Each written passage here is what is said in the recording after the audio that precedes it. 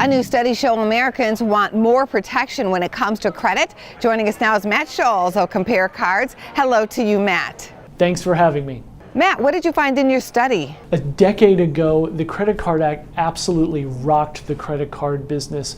But now, today, we're seeing in our latest survey that most Americans think there's still more work to be done to protect credit card holders.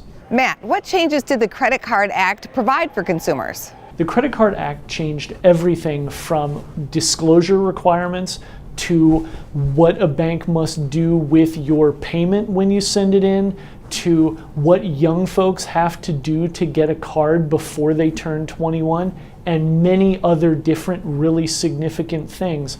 But what we saw in our latest survey was that about 80% of Americans said that there's still work to be done and that they would still like to see other laws and regulations put in to protect credit card holders.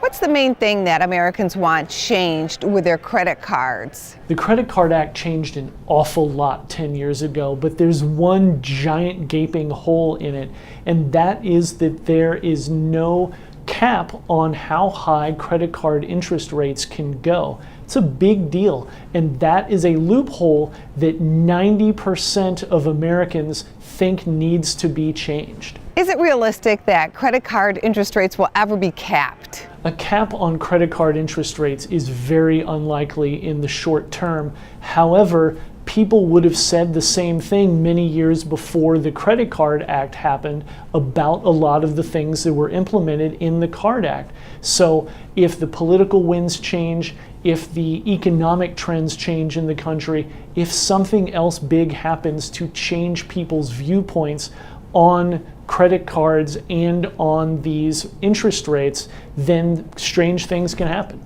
Now, let's not kid ourselves. A cap on credit card interest rates isn't coming anytime soon. The current administration has no appetite for that sort of thing, and there are lots of powerful people and a lot of interests that have billions of reasons to combat something like that happening.